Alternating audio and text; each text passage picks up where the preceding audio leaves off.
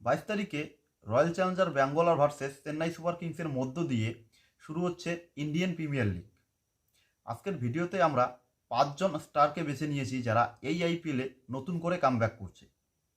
ইনজুরির কারণে তারা গত আইপিএল মিস করেছে।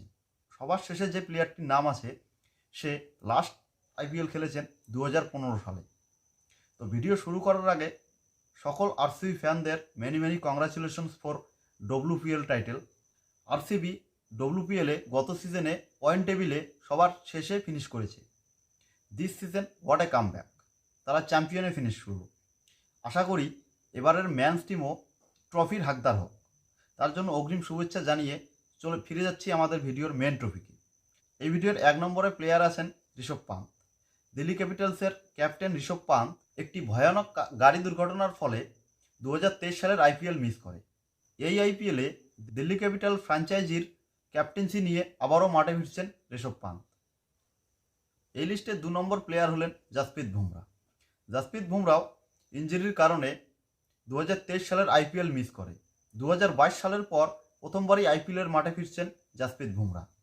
3 নম্বরে আছে কেকেআরের ক্যাপ্টেন শ্রেয়স আইয়ার। তাকেও 2022 সালে লাস্ট দেখা গিয়েছিল আইপিএলের মাঠে।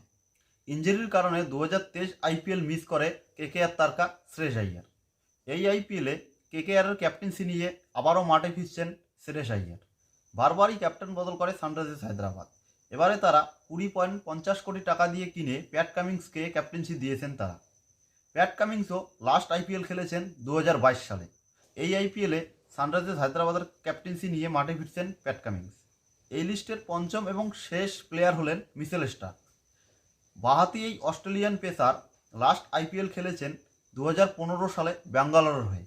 8 বছর পর তিনি আবারও আইপিএলের মাঠে ফিরছেন, কারণ কেকেআর তাকে 24.75 কোটি টাকা দিয়ে কিনেছেন। তো এটাই ছিল আজকের ছোট্ট আপডেট। এরকম আরও অনেক আপডেট পেতে চ্যানেলটি সাবস্ক্রাইব করুন এবং বেল আইকন টিপে নোটিফিকেশন অল করে রাখুন। Thank you.